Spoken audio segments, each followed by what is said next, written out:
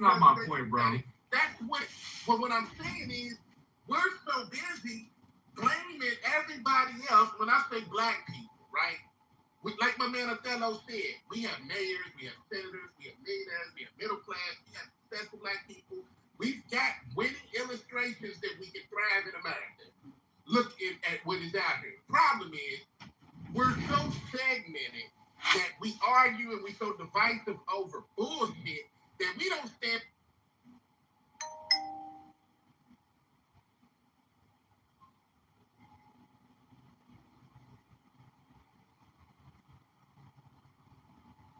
I think Trump was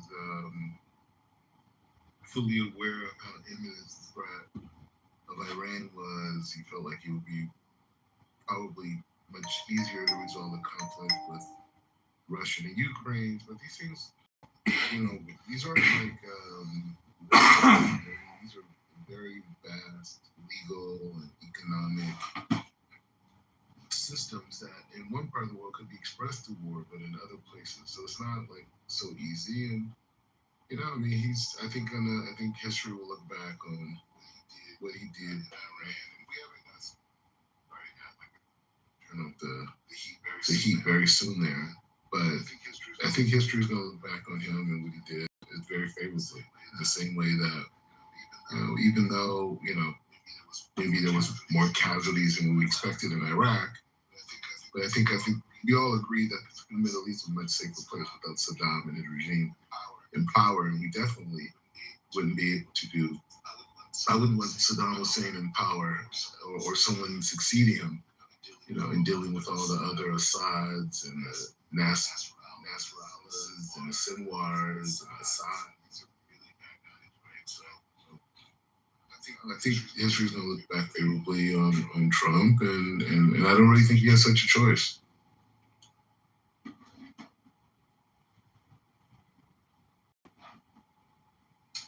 Kitover, what's going on, buddy?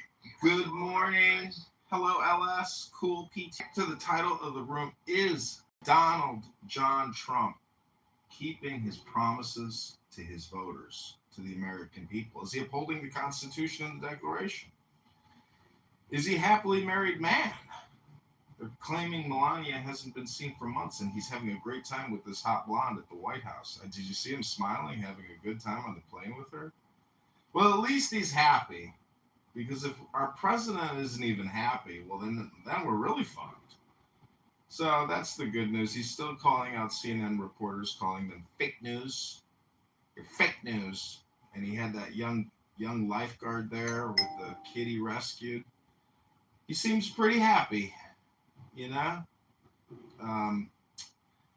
But people here on Clubhouse, as you know, are chronic complainers that have no happiness themselves. And they love to waste their time flapping their lips nonstop. A lot of Trump derangement syndrome. I think personally it's indicative of a personal self-esteem issue. A lot of projection onto that orange man just all the time. Some people have stopped or slowed down their projections because they know that time is limited. And if all they do is spend all their time talking about the orange man bad, well, there's no time left to even enjoy their own lives. Hello, how are you guys? Hello. Hello, Jordan. Hello,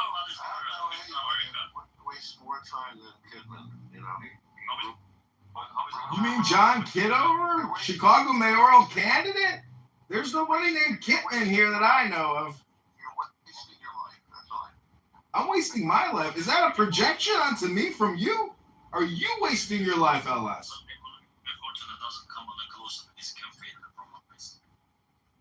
What do you think in Mr. President Donald Trump? You tell us, Jordan. Is he a good man? Is he a good leader? Is he funny? Yeah, funny. He's a good leader, but the American election time is coming. He's at 33% right now in the Reuters. That's correct. He's 33%. Everyone, take that moment. He 33% of the vote in the next. You want to eat? Well, he's not running. It's the midterms. But yeah, I mean that's pretty low. I mean this is lower than Biden. At the same point. Next time, I think in Donald Trump don't sit on the election. He doesn't sit, and some of the president in the election, some of people in the choosing. I'm not translate, by the way. I'm so sorry. It's good. It's the country. It's nice. It is nice. I was born in Istanbul. I'm from Turkey. My nationality Turkey. Excellent. Where do you live now? I'm fucking. Where are you gonna move? I want to visit in the New York City, Miami, and Los Angeles, California, Palo Alto, some of part. I described in the United States. I'm gonna see because I have been visiting the 6 country. I like South America, Brazil, Mexico, Colombia, Venezuela. It's full. Everybody waiting in the airport. Why? Why, man? It's amazing. How amazing this country is fucking amazing. It's a powerful country, by the way. Yeah, America's great. America always great, boss. Always great. Most of the popular and famous country, by the way. I like it there. And every young people every people's dream is America. Now I'm talking with the older and the uncle. He have been visiting the United States. But sen nereye ziyaret ettin Amerika? He have been visiting the Houston, Dallas, Texas, actually Texas City, and New York. Yes. Yes. Yeah. So I wrote a foreign policy piece, and it was widely talked about in Turkey. I guess they didn't like what I had to say, but I put the link in. Which link? In the chat. I put the link in the chat. Do it from a Turkish paper. What's this?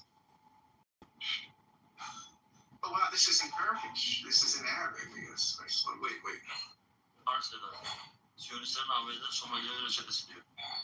What's this boss? This is Zionist. To a policy piece I wrote here in a take that was published. I didn't touch in the politics. I didn't focus politics because I didn't understand the politics. I don't care for anything else. Okay. Yes, I'm gonna move in the United States. I describe in the United States. I'm gonna learn a new culture and I'm gonna see in the United States because it's freaking amazing. I'm exploring in the United States. I'm traveling, visiting for anything else. I'm gonna see on the Empire States and the University, for example, on the Ocean Drive, Miami, Los Angeles, Palo Alto, and the Beverly Hills. It's famous streets I'm gonna see in my face, in my eyes, but one by one. I put another piece that just came out yesterday, but it's it's in the Horn of Africa discussing.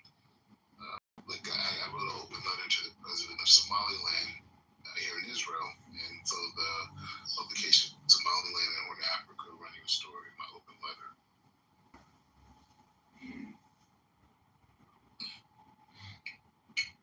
You're like a world commentator here. They're putting out messianic vibes all over the world. Well, it's messianic. I think it's pragmatic foreign policy. Yeah, Trump's pretty much just like a centrist moderate. He's not it's not that extreme at all. Like he's very centrist. What positions, Samuel, do you think Trump has that are centrist? What would you say those are? That he's a centrist. I mean, like he is a centrist. He's a populist, right? Like that's what he is. I mean, I would not call him like a deeply conservative person. Like Trump is like pretty much for, like he's open to abortion, right? His foreign policy has been like very middle ground, like the same as like Obama or Bush or anything beforehand. He broke from like the old GOP orthodoxy.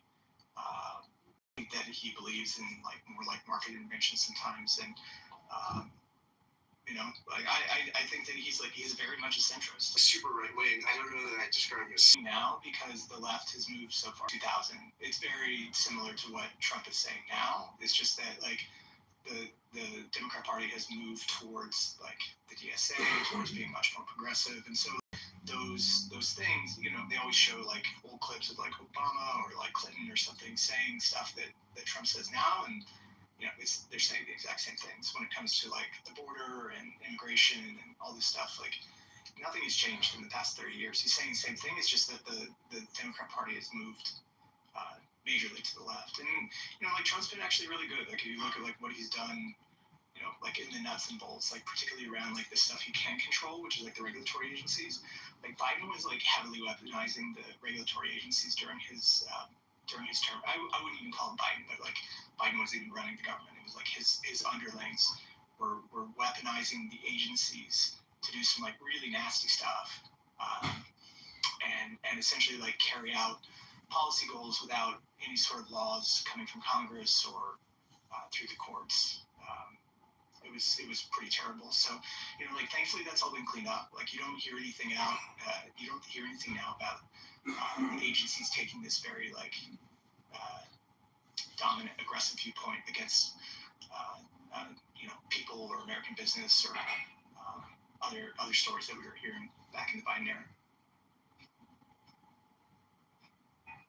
So here we have, just a couple things here to consider. We have the economy is slowing, right? Where our growth rate. Economy's speeding up. We're spending like the amount of money that's being spent inside the United States is exploding. Like we're in one of the highest growth periods of the United States in the past 50 years. So growth rates in 2023 was 2.9%. In 2024 it was 2.8%. 2025 2.1%. 2026 so far 1.8%. So it's there's still growth, but it's definitely slowing, right? I mean, it's slower than it was in the next 5 years. Like that, we'd say like 1.8 is lower than 2.8, right? I'm saying that like the amount of money that's is being spent is really like we would be in a very low growth environment had it not been for the AI boom right now. And that's how it had been since like 2008. So what you're saying is that 1.8 is higher than 2.8. So the 2026 growth at 1.8 is higher than the 2024 one. Talking about like GDP growth? Yeah. I haven't looked at it. I just mainly focus on like the amount like that sector spending, and it's absolutely exploded. Like GDP covers everything, right? But if you're looking at like where Wait. So let me get this straight. So Samuel was saying that when he measured the success of the economy, he was only looking at one sector. Did I hear that correctly? Yes, I think so. I don't want to. Maybe I'm misunderstanding, but that's what it sounded like. I mean, wasn't like I think that like. Obviously, like some of the sectors have been like flatlined for a long time, just because there's not a ton of growth options. Like that was kind of the argument that a lot of the climate people were making, that we had kind of peaked in terms of like electricity usage, in terms of like commodity usage, and so like pushing for efficiency gains made sense. But now we've kind of shifted into this like new environment where like we're starting to expand capacity again, and it's been extremely significant. But we'll add they removed $25 billion a month from Social Security payouts. They say there were over 11 million fraudulent recipients of Social Security. That was released yesterday. So it's not just about efficiency. I think we need to replatform Medicare, Medicaid. We need to replatform Social Security. We need real structural platform change, because the fraud, the waste is that much. It's really all coming from Medicare, Medicaid. I am complete. There was 11 million Social Security recipients. How many arrests have there been? Like financial crimes are like notoriously difficult to actually prosecute. I don't know if you've actually like tried to like sue somebody. Typically, they like settle without going to trial. Like like something like 95% of cases don't actually ever make it to trial. It's a very, very, very low amount, and prosecutors typically only take to trial like what they know is almost like 100% going to be getting a conviction in their favor. Yeah. Yeah, but Yeah. but I mean, well, duh. But I'm saying, Like, do you know the conviction make, rates if you're, of if you're gonna federal? make hold on, if you're gonna make the claim that you have 11 million Social Security recipients and you've had no arrests, nothing like that, that's kind of fucking weird. I mean, it just sounds like you're just pulling a number out of your ass. Like, the proof is in the pudding. Of course, it's hard to prove financial crimes. It's just notoriously tough, just like political corruption. Well, I mean, criminal arrest wouldn't speak to the entire thing. What if they do a civil settlement and just let everything go instead? Well, it's not. You still have some people going. Because that increases the amount of caseload that they can take on. Like, it's very rare to go to trial. That's that's 100% true. What are you talking Samuel. about? You're acting like you're like. I also just want to add that it's not just Donald Trump that is delivering for the American people. It's really also Robert F. Kennedy Jr. And not many people know this, but this app was instrumental in getting Kennedy as an opponent and running, and eventually him dropping out, dissolving, and joining the Trump administration and endorsing Trump and telling all voters not to vote for me, vote for Trump, even if I'm on the ballot, because the Democrats want to split the vote for Trump. Clubhouse and that young man, Augustus Palante, and especially his wife, were instrumental in creating Kennedy content and Kennedy publishing, which ultimately ended up with him joining the Trump administration. And they just reduced the vaccine schedule from an insane 70 plus to 12 or somewhere around that number. And slowing the delivery, not 5 at a time, but Big Pharma now delivers 5 at a time. So I want 5, I want 7 at a time. I get every vaccine I can get. Love vaccine. the point is, Daryl, welcome to the stage. No. What do you think about the economy? Do you think that 33% of the Reuters poll? What do you make of all this, Daryl? Daryl going once. Daryl. Yeah, so I couldn't find the button. So it depends on which promises, right? He promised that he was going to lower grocery prices on day one, right? So he promised he was going to end the war in Ukraine within 2 weeks? So it depends on which promises. He promised he'd be transparent, right?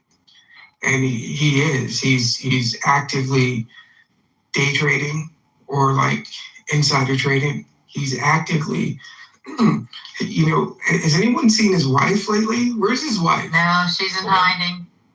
Yeah, where's his wife? It's funny that when conservatives are like... Well, what does his wife have to do with anything? I wasn't finished speaking, so if that's okay with you. I want to understand what you're getting at by mentioning. Okay, if you let me finish speaking. All right, bro. Okay, but I'm not explaining why I interrupted. And you're still talking. Go ahead, Daryl. It's like poor impulse control that people have, right? So it's kind of like when conservatives are in charge, they always talk about the value of the wives and the value of the woman and the value of the this and traditional family. And yet where's his wife? Has she been seen in I think they said it's been like 13 weeks. They're counting where's Melania, all right? Their websites, where's Melania? Where's Melania? Excuse me, Daryl, where is your wife? I'm not married. Well, it's because you're a faggot.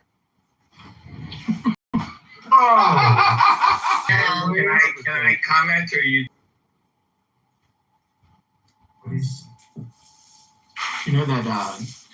Bringing up Trump's wife is wild. She has nothing to do with it. This is a news story, though, right? I mean, Nobody elected her. Exactly. If Obama's wife was gone, this would be all over the thing. Obama wore a tan suit, and people said he was a fascist.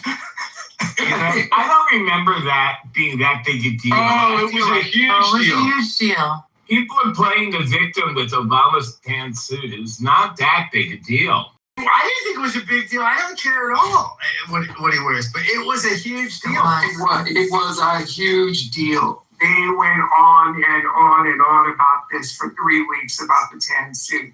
This is what I call selective memory. Absolutely. I like the tan. I mean, isn't everybody that works in media some like closet homosexual, and so they love to talk about people's fashion choices? Yeah, I don't understand. It's not like Republican conservative Americans weren't talking about tan suit. It was the media. So you guys are just repeating media propaganda, you schmucks. No, it was conservative media. It wasn't ABC News. It was conservative talk shit. I mean, I don't know why, but it just was a thing. Yeah, but we just like all of the conservative like media people are like closeted homosexuals, and so they love talking about this stuff because it's like catty. Dude, the tan suit is back in the news from liberal media, not conservative media. What are you talking about? It's like, so at the last 2 RNC conventions, Grinders, which is like, I don't know if you don't know what Grindr is, but Grindr is a hookup app for gay men. And Grindr crashed the last 2 times the RNC gets together. They say Grindr always crashes during the RNC. Like, there's a difference between being like gay and like gay TM, like trademark gay. Like, one is being gay and just like doing stuff in the bedroom, and like nobody really cares about that. Like, sure, that happens all the time, but like when you make an identity your lifestyle, that's when it becomes obnoxious, right? When you have like your identity is what you determine the world around you as, like that's when you become obnoxious and people don't like you anymore. Like, who cares? Like this is the same type of like puritanical stuff that's been happening. It doesn't really matter if it's one party or the other. Like, just let people go home and do whatever stuff in the bedroom they want, and then, like, well, who cares? I know a gay man here in Chicago who is Democrat liberal, but he's also racist. He's also a nasty person who calls me a bitch sometimes in the back of the bar where we hang out. And I'm like shocked because he's a liberal Democrat, but yet he's so rude, obnoxious, nasty. He's funny, and he's my wingman. He tries to pick up the young boys. I try to pick up the young girls. But politically, he hates Trump, but yet he's accepting of other people liking Trump. He doesn't care. And he believes that corruption in the Democrat Party is rampant. So how do you liberal progressives address the corruption in your own party? Hello? The quality of the discourse is unbelievable. It's amazing. So this is a New York Times piece. Randy, do you think Trump's keeping his promises? This is Stephen Ratner, who's a pretty regarded economist. Well, prominent. I won't say regarded. He's a prominent guy. Whether you regard him or not is, I'm sure, subjective. But he's got 11 promises from fundamental things like wages, tariffs, the economy, all this stuff. I don't know, Randy. 33% in Reuters, which is usually a favorable poll for Republicans and conservatives. What do you make of all this, Randy? Well, I wasn't expecting that question, and the one biggest issue, bigger than anything else, is the Iran war. He promised no new wars, and of course, there isn't a war in Iran. But I personally am okay with the war in Iran, and I hope that we resume it after the midterm elections, and I hope that we defeat Iran. So I am okay with Trump. I feel like every other president kept kicking it down the road, kicking the Iran problem down the road. Meantime, Iran got more and more dangerous. I feel like Trump has taken on Iran, and we have to finish the job. And to not finish the job in Iran, to me, is inconceivable, because they are going to get strong again very quickly. And they are, if we can get rid of the IRGC, we can make the planet safer for the next 100 years. So, via Trump, good luck, Trump. God bless Trump, and let's finish his job. Yeah, but Randy, Like nobody in Iran that can take over. I mean, that's the big. Randy, The Iranian army could take over. they're already taken over. 60% of the country's army. And Russia and China are not going to stop supplying Iran with explosives and weapon systems, etc. This war is another quagmire that will not end. And I agree with you, Randy. It's necessary. This is like having a zit that you need to lance on your face. You have to do it. You have to start squeezing the pus out of it for it to heal. Hello? It's just kind of like, in Venezuela, there was a strong opposition that existed before they went in. And Yeah, but that's not who took over. right, but still, there was some sort of power structure which was friendly to the United States that was able to make a backroom deal before they went in and took out the president, or even afterwards. They were able to come in and maintain a lot of the power structure without having to either bring in the opposition or completely gut everything. With the IRGC, there's no political figures who, one, are friendly to the United States, and two, have enough internal power to come in and dethrone the current regime. And so Iran is a much different country than Venezuela. It's much larger. They have a much different topography. It's very hard to attack Tehran or even maintain any sort of boots on the ground there. So I don't know. I don't know what happens because there's not really a case where we send in troops to Iran. We can continue to drone them and bomb them, but that's about it. Well, like I said, the scenario is that the Iranian army takes over. They have a coup. They take over, and they are less fanatic than the IRGC. And there's a history of that happening in the region. Military personnel in a country at war. You don't. It's political ideology. Differentiate between the IRGC and the Iranian army, yeah. Do you think those institutions have different ideology, or the leaders of those institutions are any different? They're unified in a war, Randy. All right. Look, we can agree. We can disagree.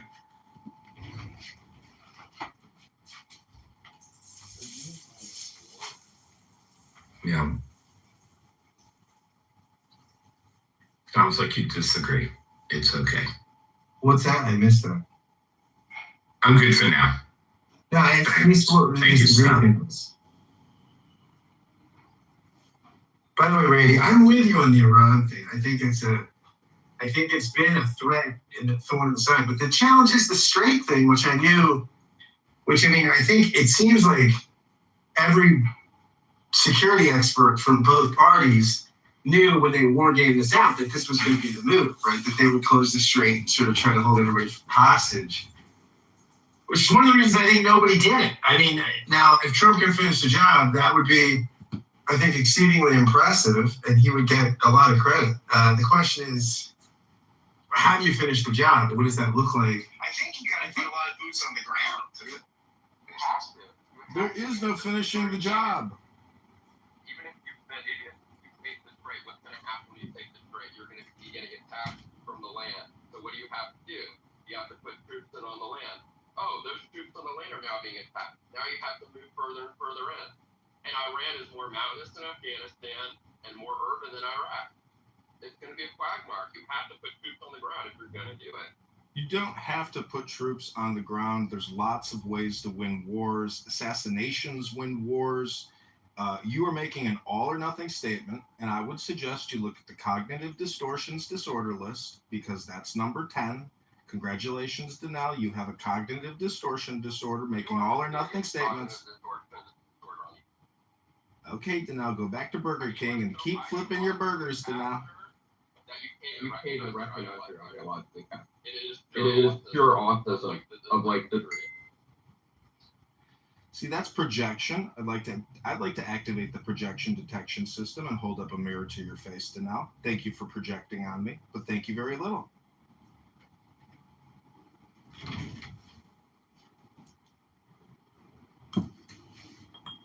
Woo!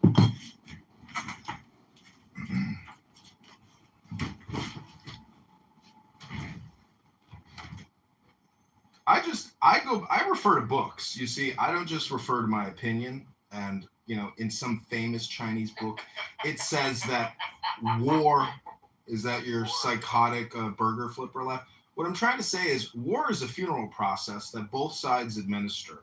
And regime change in a country which is fully ideologically warped it's not going to necessarily work. You throw the king in there, now you got Islamic jihadists waging war. So this has to be done Michael Corleone style, which is the way that it was done.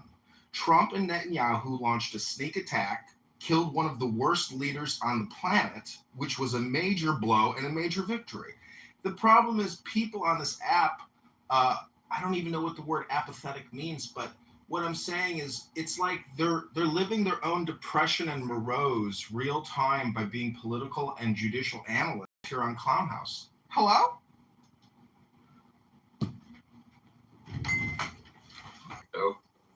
And who is the moderate? I mean, it works in some instances. It worked in Venezuela. It worked in Venezuela. I mean, the Venezuelan thing is like, that is the best case scenario when you get the vice president in the pocket of the CIA. Like, that's the best case scenario you can get to keep the existing structure.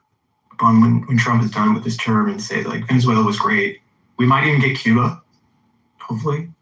And maybe even the North Korean Trump's, like, in terms of foreign policy, even with the Iran stuff going on, would be regarded as a very successful president. Because, like, what did like, Biden was a bit of a lacking in terms of foreign policy. Like, the Ukraine war started. There was all sorts of, strange things happening down in South America. It wasn't great, right? They kind of, like, let the ball drop globally. Well, look at North Korea. Trump canceled his military war plans with South Korea in order not to stoke tensions with the North. But the North is sending tens of thousands of soldiers to the Russian battlefront to engage in war with Ukraine. They just launched a massive drone blitz in Russia again, and they burned down like a massive retail facility. Did you see the size of that catastrophic fire? So, I mean, I was in the U.S. Army, and we spent the entire time studying Russian weapon systems. So there's like a polarized world of Russia, the weapons industrial complex manufacturer, and America, the weapons industrial complex manufacturer.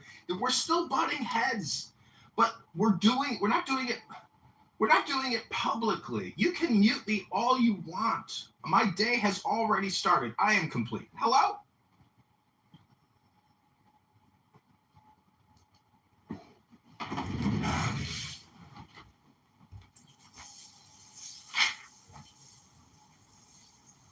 I do like a hello. Where did you come up with that? I'm a fan of the hello. When you end a statement? Hello? It's a clubhouse thing. It's definitely an African American thing.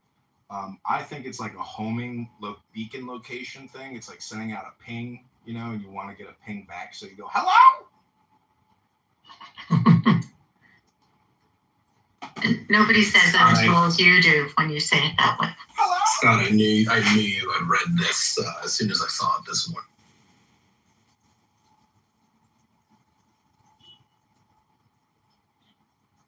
It's a great article. I like Stephen Ratner too. You got the Trump quote.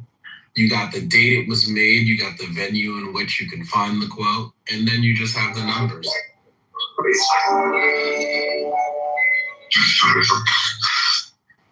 Yeah, I think Ratner is a pretty credible economist. I think he's an interesting guy. I don't think you're going to. What is that? What is that noise? Is that you, Samuel? Or no? No, it's not me. Somebody has TV on. John, is that John? It's John. I mean, I'm a troll, but I'm not necessarily a noise troll. I am a highly annoying person. That's self-awareness. I give you credit for that. The economy is clearly worse. There's no ifs, ands, or buts about it. We're going to come in at under 2% this year, for sure. Now, what do you attribute that to, Adam? Why? Why? Stupid wars, tariffs, The tariffs are huge. Yeah. Cutting immigration, lack of the gutting of government spending on university research. I think you're on target, Adam. I think you are. Leads to lower growth. That's right, and that's going to be the biggest problem. I don't buy that when you say we're going to look back and say that foreign policy is a success. I don't think the average American cares who's in charge of Venezuela. So I don't think that they're going to look back and think that this was worth doing, because even though no one died, American side in this op, it's still only polled at 30% approval. Adam, people aren't going to look back nostalgically with regards to regime change, but they will look back nostalgically to the time, to the abundance, because we are at peak spending. We are 40 trillion in debt, 200 trillion in unfunded debt. We have bought a lot that we are not entitled to.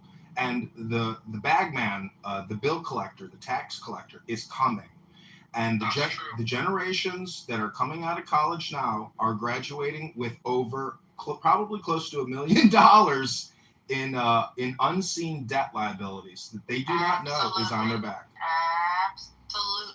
Trump, I read something that Trump might be responsible at the end of his 8 years for 1/3 of all federal spending, all federal debt at the end of his one administration. So I don't think conservatives can ever talk about the debt and the deficit after this is all said and done, because none of them are talking about it while the spending is.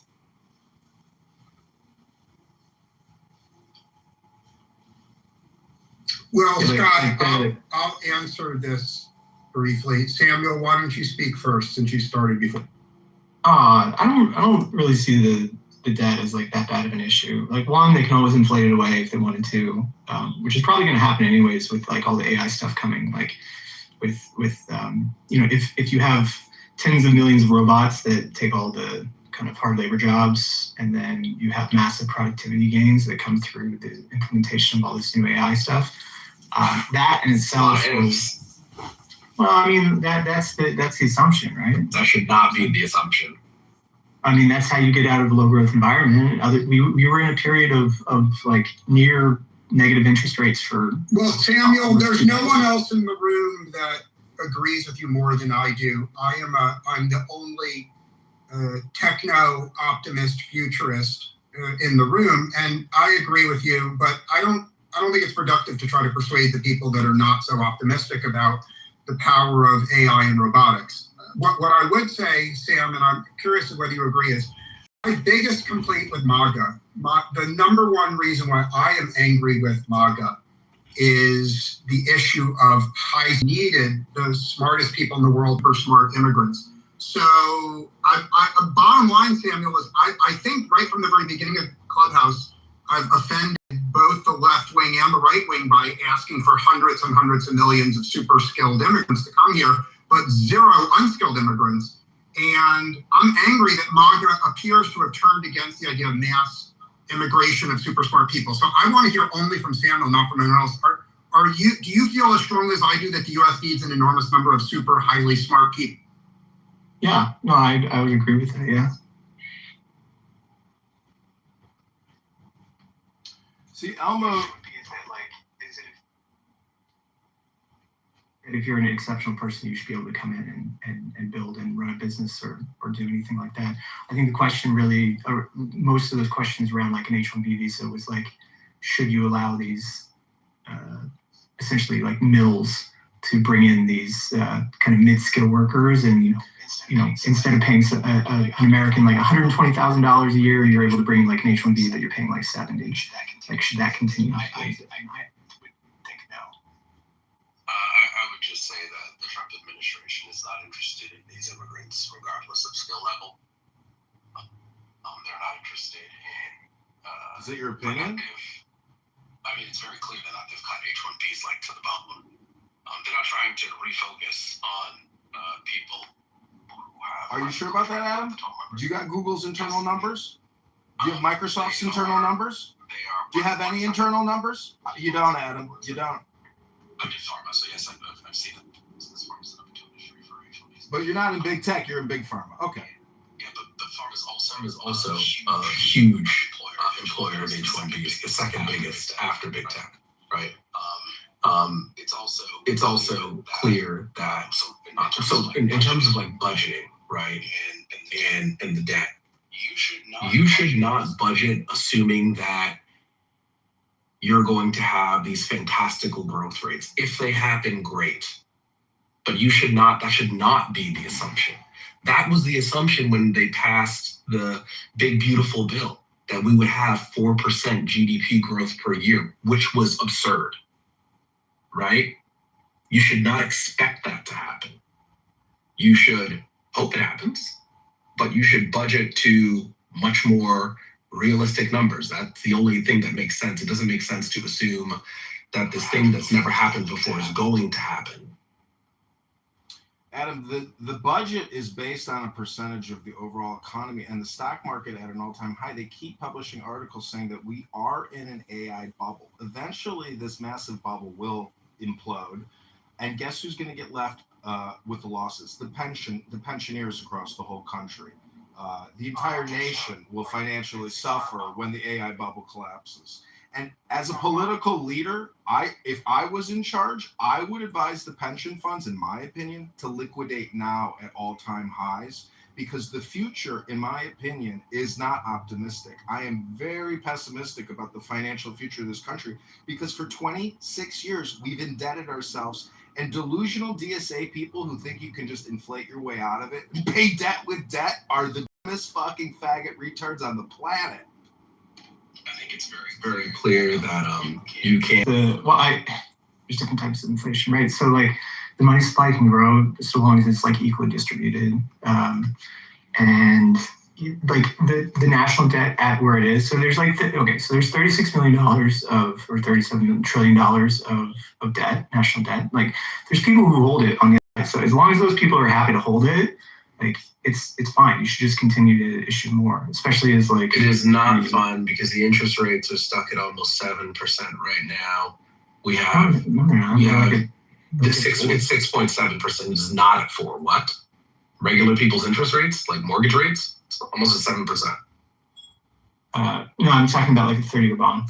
Well, yeah, but we're talking about how that passes through to regular people.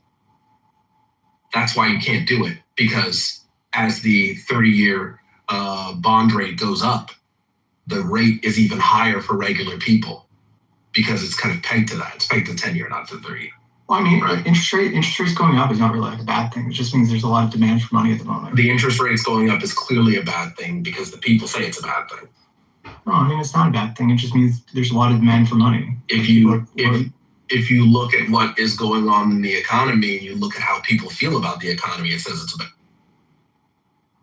I mean, but like what you feel and like what it actually means is two different things. What you feel is what matters in terms of voters. Sometimes, but like thankfully elections are every 4 years. So like the growth in the economy is very like K-shaped at the moment. And it's not good. It's under 2%. It's 1.5% for 2026. It's bad. I would say there's a lot of sectors that are like ripe for some type of deflation. The growth rate is bad. Do you disagree? Depends on what sector you're in. The sector doesn't overall, the GDP growth rate in the United States. Adam, it's all relative, dude. If you're on one side of the fence, it's relative, Adam. So, I mean... Most Americans think 1.5% GDP growth per year is bad. No shit, dude. What? Adam, let me ask you something. Have you ever done Toastmasters? It could help you a lot in your professional career, because if this is the way you sound at a meeting, you sound like a faggot bitch.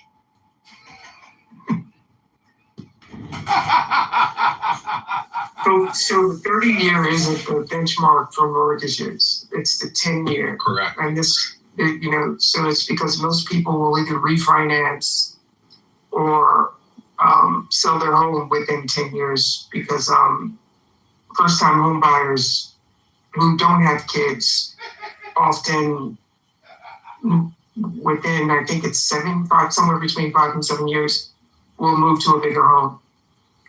This idea that the idea, Sam, that this is not an issue, I think is somewhat misguided. If you look at what happened last week, we bought a bunch of yen because what we're trying to do is prop up the yen in relation to the dollar. And it's because Japan is the single largest holder of American debt or American treasuries. And, I don't know if you know what the Plaza Accords were when we actually kind of ruined Japan's economy. But there are a lot of countries that we're doing cash swaps with now because, they're running out of money in a sense. You can't run out of money. For the next, I think, 16 to 18 years now, at least 27 years, is because they wanted to, or one, they were forced to at that G5 meeting at the Plaza. And two, their economy is, it has just been stagnant for about 12 years. And, so this is the second within a year, this is the second cash swap or swap line that we put up. The first one we put up, I believe, was with the UAE when the whole war started because no one had US dollars.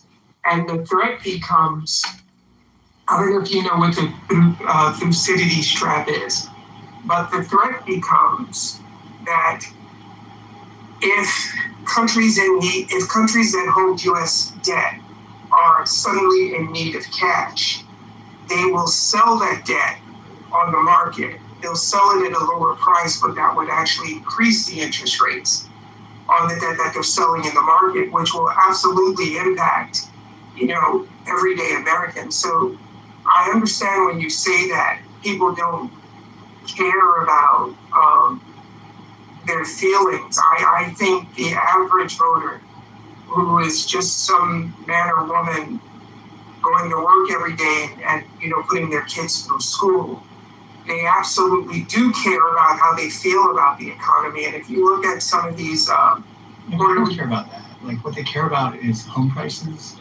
primarily. Like okay, so when you say they don't care about that, what is that they don't care about? I mean, like they can probably get to. They probably don't care that like the Japanese carry trade is unwinding, right? Like what they care about is the price of housing, like number one, and we've done most of the housing, actually pretty much all the housing issues, and this is something that Democrats should probably deal with before they get to the midterms. Is like, why are all the cities, blue cities, have the worst housing issues? Like, why can't they build enough houses? Why can't they build enough apartments in New York or LA?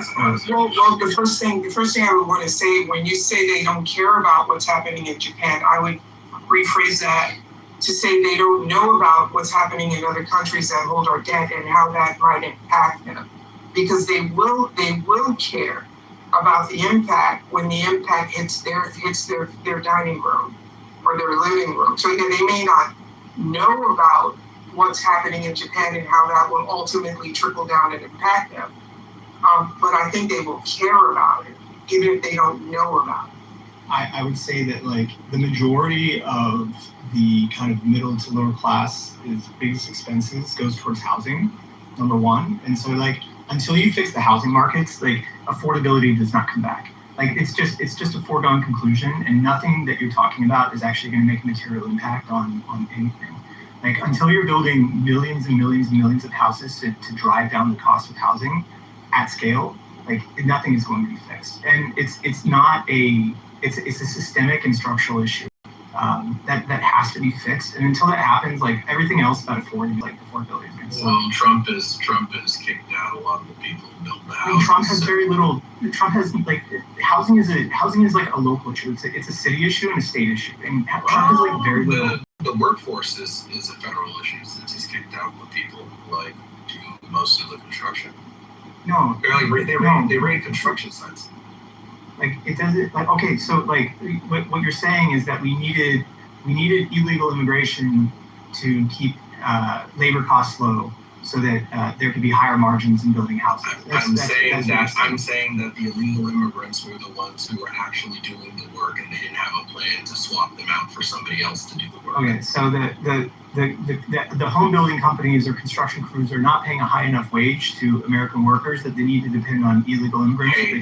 Trump administration is the one who decided to do this, and they didn't. Well, that's the argument. I think that's a silly argument. Like, well, so if I could just get back in there, Samuel, because Samuel, do you know what the personal consumption expenditure index is? Okay, what does that have to do with housing? PCI?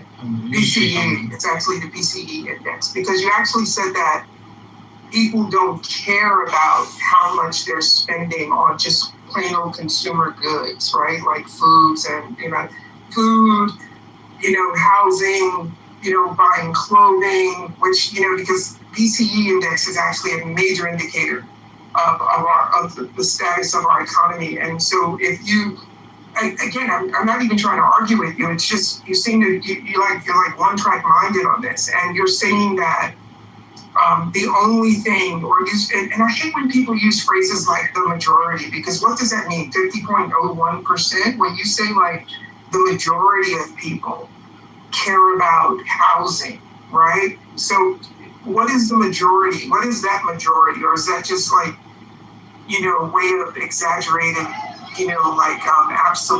absolutism? Run away, you live. Run away. Run. It's weird to say that, the conservatives don't want to talk about this one. It's interesting to not mention that Trump has run off a lot of the construction workers. And then to make them, they're not paying enough. Yeah, like Trump ran them all off, the workers that we do have. So that's going to contribute to the lack of building. If you didn't factor that into your anti-illegal immigrant process, then you end up in the situation that you're in now. Trump is president. So it's interesting. The Trump supporters don't seem to think Trump is, they think that they're just sitting around, they're spectators. They're not in control, full control of the government. They don't want to take responsibility for anything that's happening. Trades daily. As he trades daily.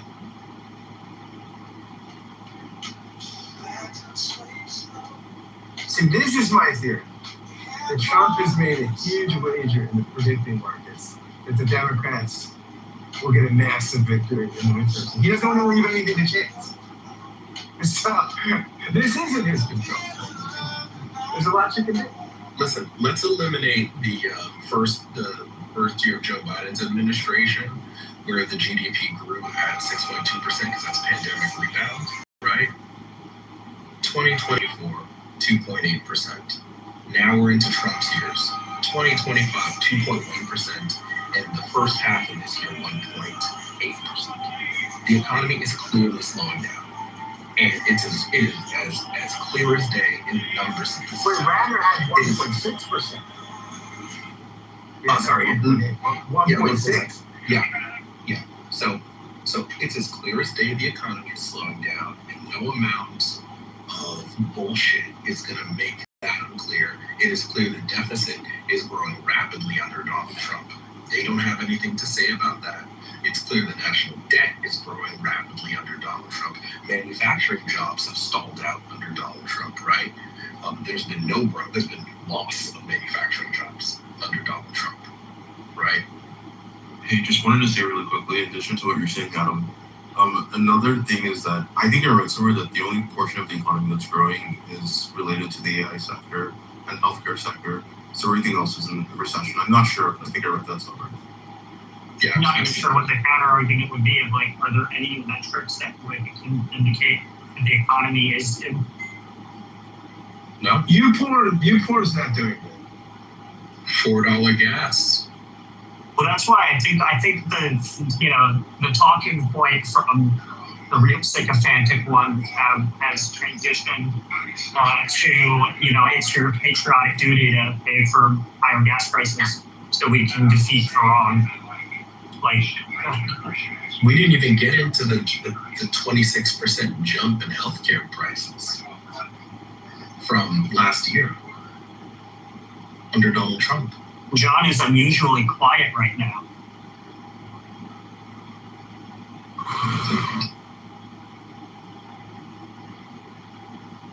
John got one of his accounts got moved in. Yeah, well, he's, you know, I mean, not only is Trump polling terribly, but he's doing terribly in terms of how much people trust him with the economy. And that's always been one of his strengths, deserving or undeserving. So, pretty clear he's not living up to the campaign promises, especially, I mean, really any of them, honestly, but especially the, you know, gas prices and groceries. Ground beef prices, man, great. You notice, remember when they were talking about Trump running for a third term? You notice they don't even make that joke anymore now. Well, yeah, I mean, he is, like, more unpopular than Biden was at any point during his presidency, I think. That's how you know that they know that, like, they won't say that this thing has failed, but the fact that they're not making the 4 more years joke anymore to own the libs, because they know that libs would love for him to try to run again at this point because he's so unpopular.